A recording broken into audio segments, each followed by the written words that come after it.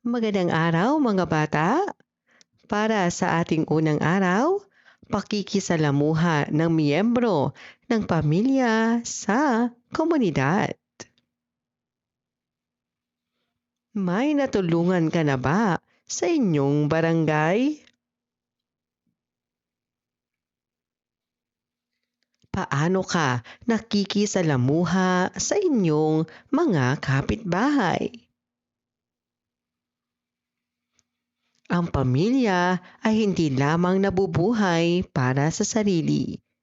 Tayo ay bahagi ng isang komunidad. Ang bawat miyembro ng pamilya, ama, ina, anak, ay may paraan ng pakikisalamuha sa komunidad.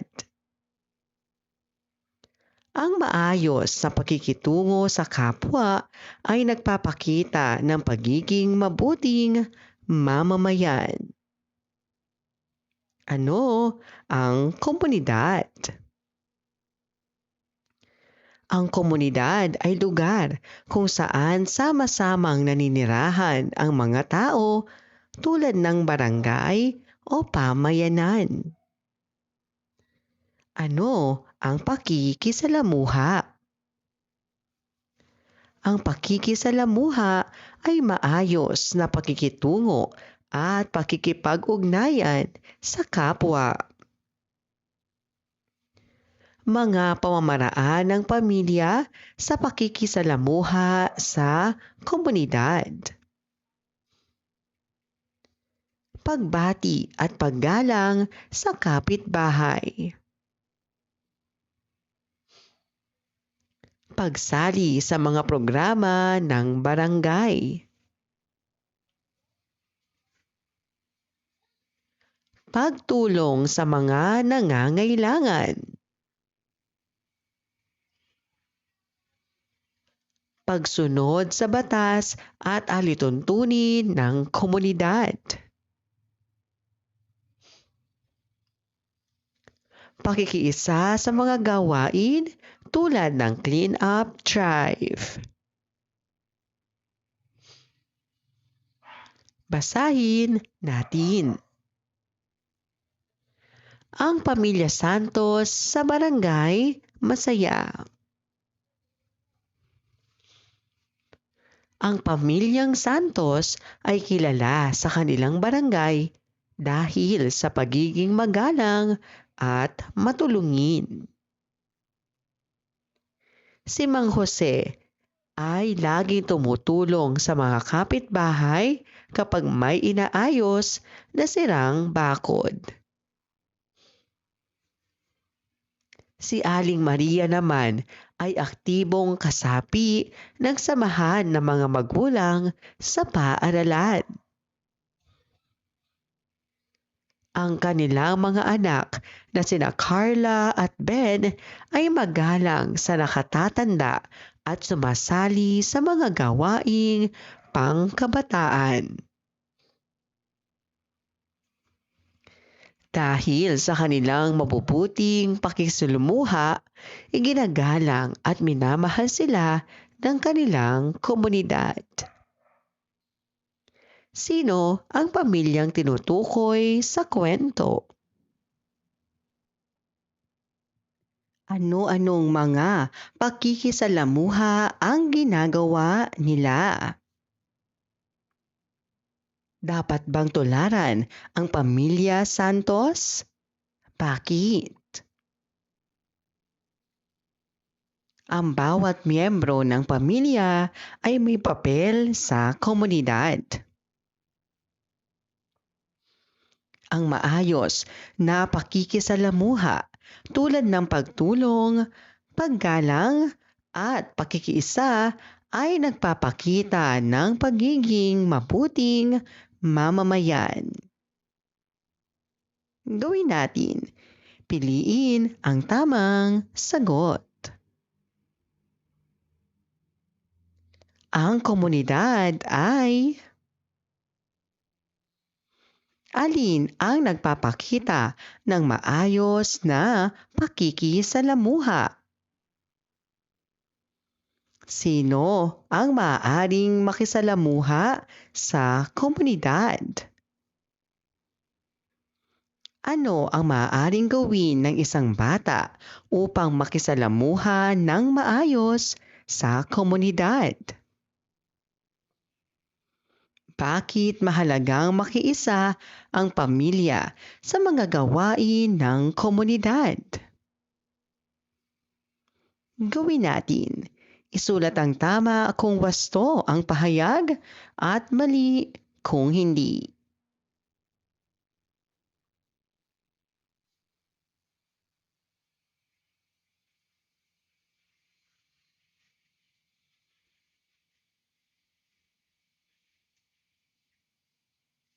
Ikalawang araw, mga pagdiriwang sa komunidad at pakikipag-kapwa. Tingnan ang mga larawan. Nakadalo na ba kayo sa ganitong pagdiriwang? Ano ang ginagawa ninyo kapag may pagdiriwang sa inyong komunidad? Bakit kaya may mga pagdiriwang? Ang ating komunidad ay may iba't ibang pagdiriwang. Hindi lamang ito para magsaya, kundi upang magkaisa at mapalakas ang samahan ng bawat isa. Sa pamamagitan ng pakikilahok sa mga pagdiriwang, na ipapakita natin ang pakikisama at pakikipag-kapwa. Ano ang pagdiriwang? Ang pagdiriwang ay espesyal na okasyon o pagtitipon upang alalahanin o ipagdiwang ang isang mahalagang pangyayari. Iba't ibang uri ng pagdiriwang sa komunidad. Pista ng barangay. Araw ng kalayaan. Buwan ng wika. Christmas party. Foundation Day ng paaralan. Flores de Mayo. Paraan ng pakikisama sa mga pagdiriwang. Pakikilahok sa mga programa.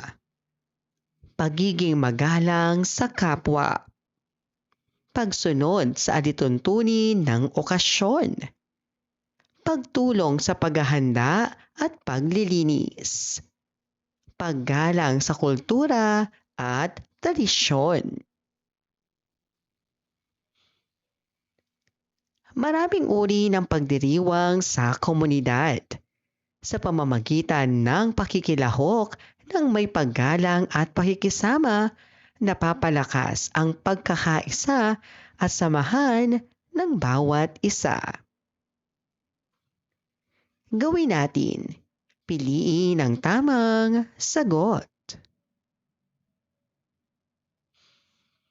Alin ang halimbawa ng pagdiriwang sa komunidad? Ano ang dapat gawin sa pagdiriwang? Ang pagdiriwang ay ginagawa upang magbigay ng dalawang uri ng pagdiriwang sa komunidad. Paano ka makikibahagi sa isang pagdiriwang? Gawin natin. Kung ang mga pahayag ay wasto, iguhit ang buong puso at biyak na puso kung hindi.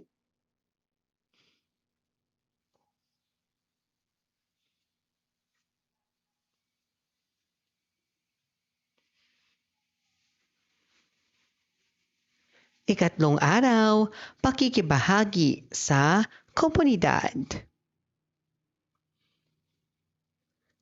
Nakasali ka na ba sa isang gawain sa inyong barangay?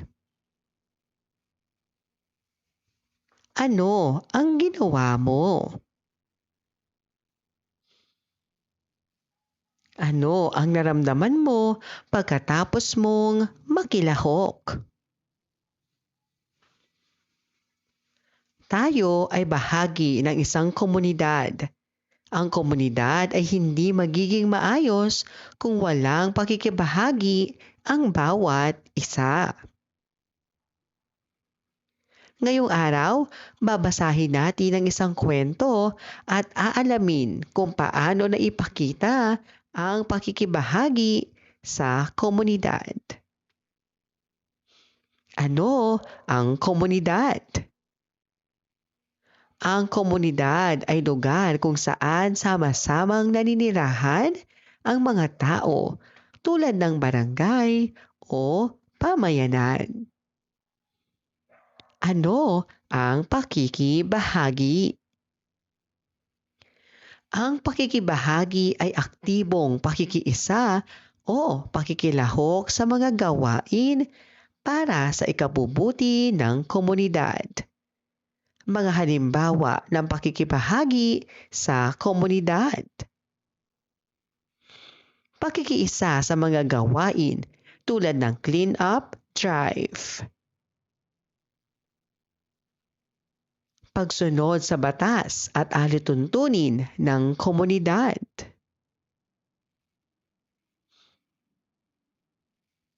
Pagtulong sa paghahanda ng barangay program. Pagtulong sa kapitbahay na nangangailangan. Pakikilahok sa mga pagdiriwang. Basahin natin. Ang araw ng bayanihan. Isang Sabado ng umaga, nagkaroon ng clean-up drive sa barangay Malinis. Inanyayahan ang lahat ng residente na makibahagi. Si Carlo, isang mag-aaral sa grade 3, ay maagang nagising upang sumama sa kanyang mga magulang. Nagpulot siya ng basura at tumulong sa pagtatanim ng mga halaman. Habang nagtatrabaho, nakita niya ang kanyang mga kaibigan na tumutulong din. Naging masaya ang kanilang pagtutulungan. Pagkatapos ng gawain, naging mas malinis ang kanilang barangay.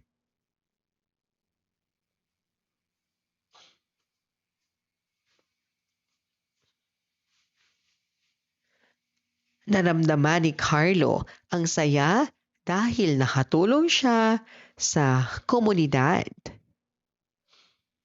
Ano ang ginanap sa barangay Malinis?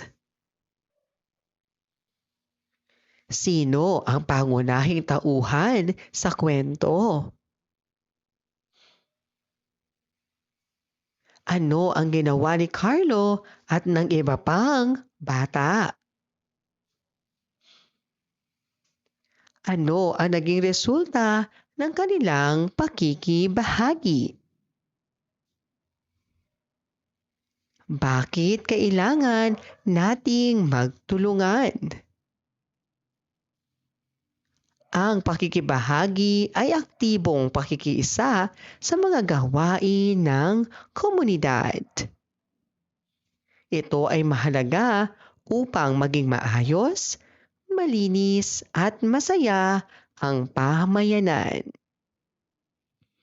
Gawin natin. Piliin ang tamang sagot. Ang pakikibahagi ay nangangahulugan ng Alin ang halimbawa ng pakikibahagi?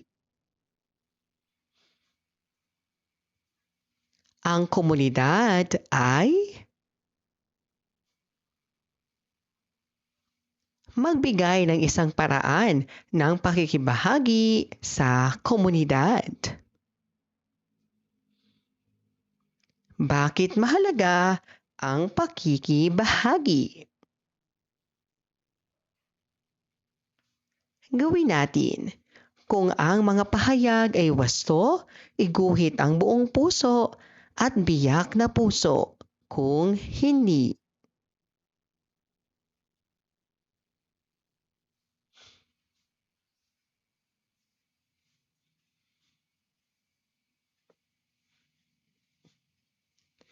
ikaapat na araw, pagpapakita ng pagkamalikhain sa pamamagitan ng poster making.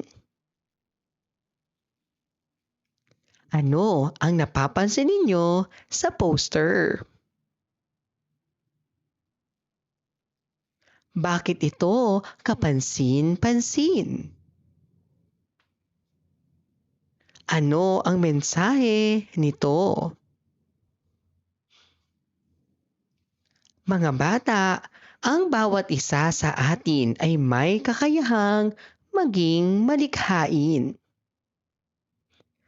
Ang pagkamalikhain ay naipapakita sa pamamagitan ng pagguhit, pagkukulay at pagbuo ng mensahe. Ngayong araw, matututuhan natin kung paano maipapakita ang ating pagkamalikhain sa pamamagitan ng paggawa ng isang makupuluhang poster. Ano ang poster? Ang poster ay isang malikhaing gawa na may larawan at maikling mensahe upang magbigay impormasyon o paalala. Ano ang pagkamalikhain? Ang pagkamalikhain ay kakayahang makabuo ng bago at magandang ideya gamit ang imahinasyon. Katangian ng magandang poster.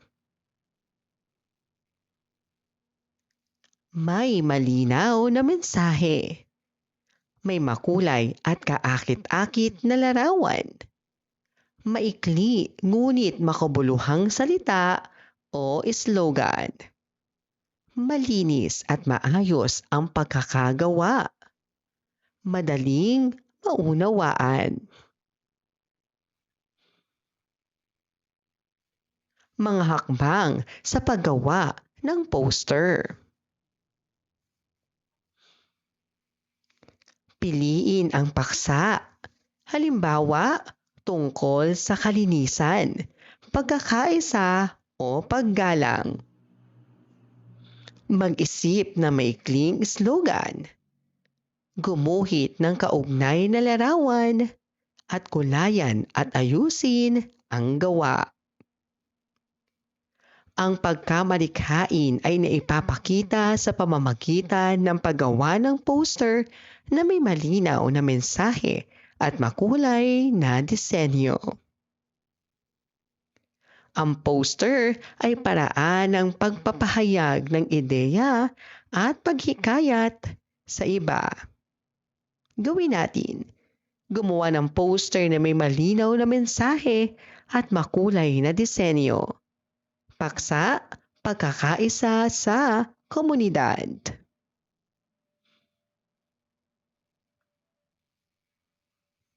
Maraming salamat po sa inyong panonood at pakikinig. Hanggang sa muling pag-aaral ng asignaturang Makabansa. Paalam!